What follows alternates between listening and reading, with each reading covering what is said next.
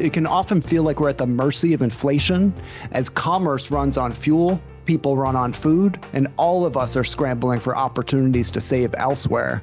And for employees enrolled in an HSA, they already have the means to do that. You're listening to Benefits with Purpose, a WTW podcast where benefits delivery experts help employers navigate the world of health and wealth benefits and deliver purpose to their people in the moments that matter most.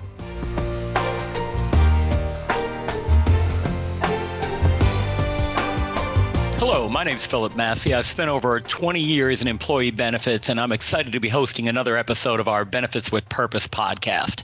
Today's episode entitled, How HSAs Can Combat Inflation. With me today to discuss how employers can help employees perceive their HSA as a tool against inflation is our resident health savings account expert, Stephen Durso, Associate Director at WTW. Good morning, Steve. Good morning, Phil. Steve, we typically approach benefits with purpose by talking broadly about how employers can use, position, or otherwise educate employees on getting the most out of their benefits.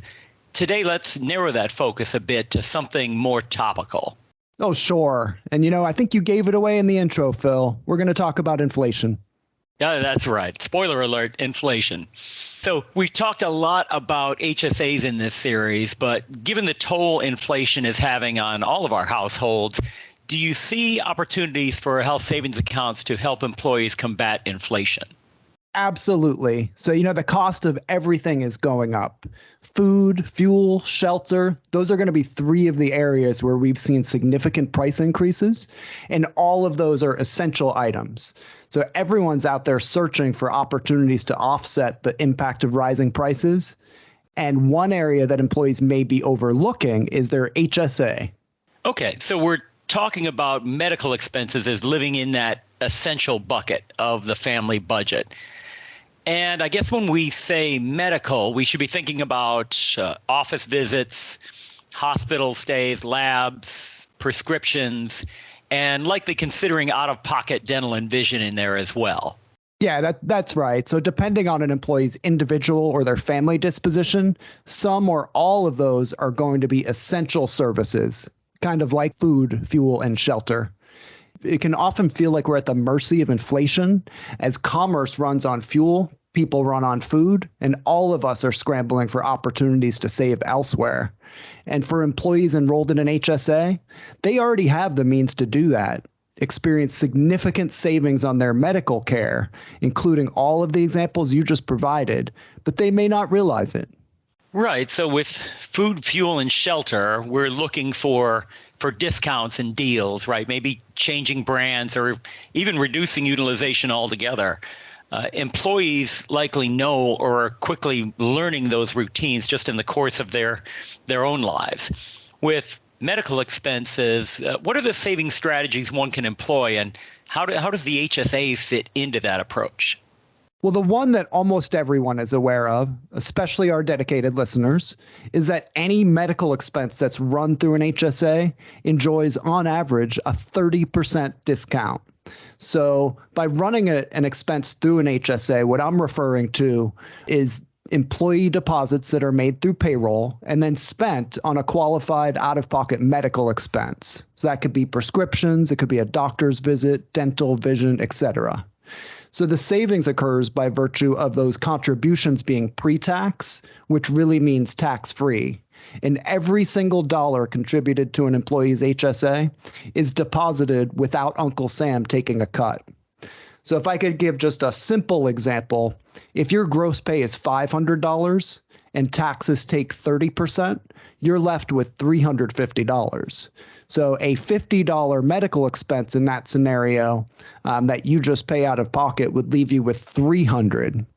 But if you had taken that $50 out of your paycheck and put it into your HSA and then spent it on the medical expense, then only $450 of your pay would be taxable. And that would leave you with an end result of $315. So it's the same expense, the same paycheck, but $15 more in your pocket if you utilize the HSA. Yeah, great example there. So this is the point, however, we should give the disclaimer that everybody's situation is different. We should get in the habit of ringing a bell here or something. Income varies, obviously, along with state, local taxes, et cetera.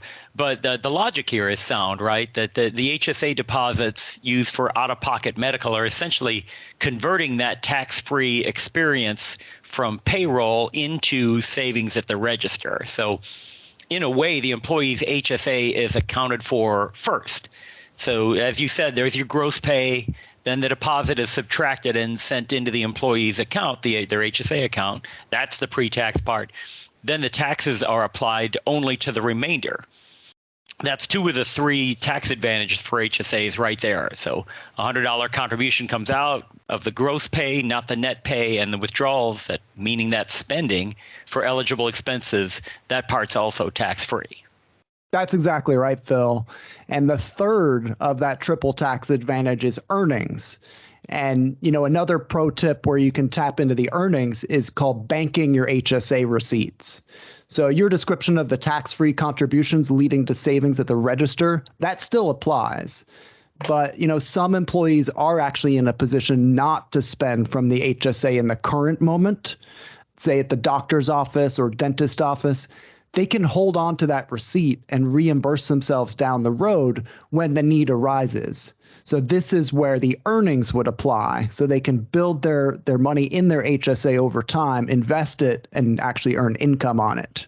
So with banking receipts, an employee can cash them in at any time, which is just a withdrawal from the HSA. So that could be a month later, a year later, or even in retirement. So the receipt represents an eligible expense that they've already experienced but haven't withdrawn from the HSA.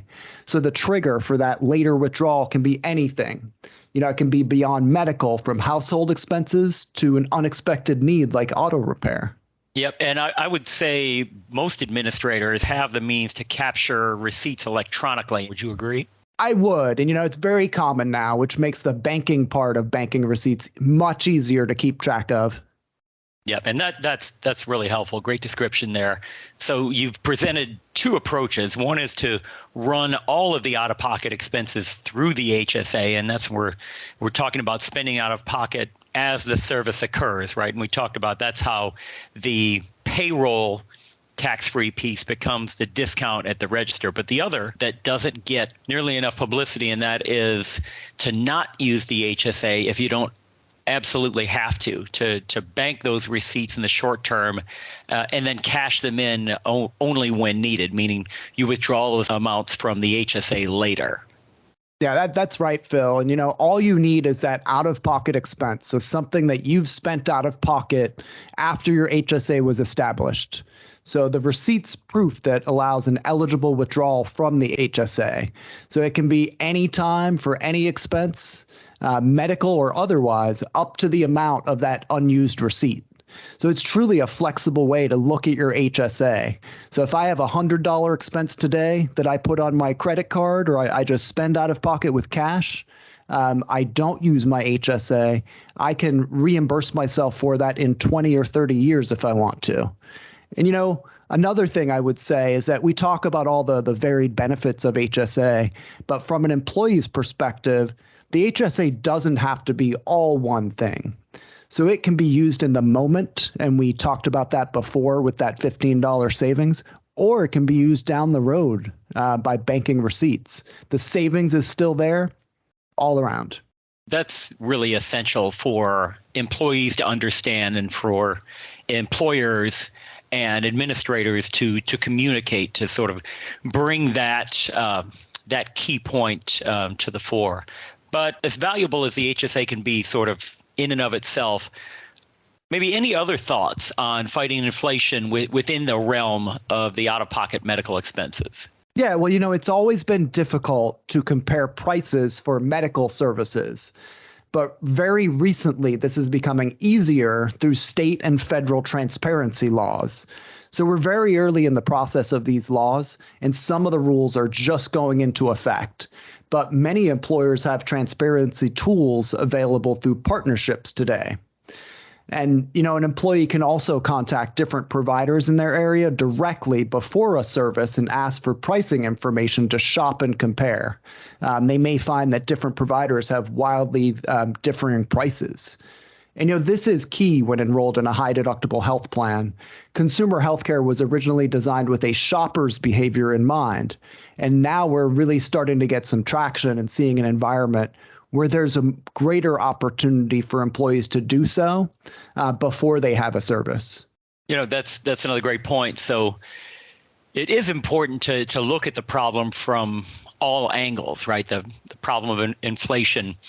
If you combine the tax savings with getting the lowest price for the service, the employee can really leverage significant savings. As you mentioned, a number of online tools and services, I know particularly in the RX space, that have been getting a lot of attention as well. That's right, Phil. So there are helpful apps for that purpose. So I can go on the app and enter my prescription, and it immediately tells me how much it costs at all my local retailers. And, it can really be eye-opening to see how much it can vary from place to place. I've also heard that the IRS gave us a gift for the future to help us tackle inflation. That's right. So in 2023, we will have the largest ever increase in the allowable contributions to an HSA. So in a typical year, we'll see individual contribution rates get bumped up by maybe $50 and family by $100. But for 2023, they're going up by $200 on the individual side and $450 for family coverage. So significant increases. So for those that can afford the upper end of the contribution limits, or those looking at maybe an expensive procedure coming up in 2023, these new maximums will provide greater tax-free contribution opportunities, which ultimately equates to greater savings. That's a great point, Phil. So, Steve, to summarize, how would you wrap up thoughts on using an HSA to combat inflation, maybe from the employer's perspective?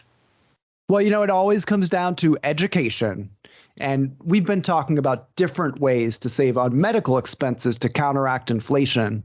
What I would do is I'd encourage employers to work with their HSA administrators to dig into this issue and tackle it head on with some timely mid-year education for their employees. And annual enrollment will be here before you know it. That's a moment where the employer has their population's attention. That's right. While the current state of our inflationary economy is unfortunate, it may also be an opportunity for employers to get their employees' attention and finally push the HSA to its full potential. I do see an opportunity for employers to kind of combine this message of savings from payroll to register, the flexibility to spend or bank, the transparency options that an employer may have through a partner or health plan to shop for the best price. All of that together can really lead to significant savings. What an employer can do is they can create a compelling narrative here. This is real savings and a chance to flip the script from I can't afford to you can't afford not to. Wow, excellent. Great insight, Steve. Thanks for shedding some light on the opportunities HSAs present to combat inflation. And thanks to all our listeners for tuning into our Benefits with Purpose podcast series. I wish each of you good luck in navigating inflation. And whatever you do, don't forget about the many ways an HSA can help. Be well, all. Thank you for joining us for this WTW podcast featuring the latest perspectives on the intersection of people, capital, and risk. For more information, visit the Insights section of WTWCO.com.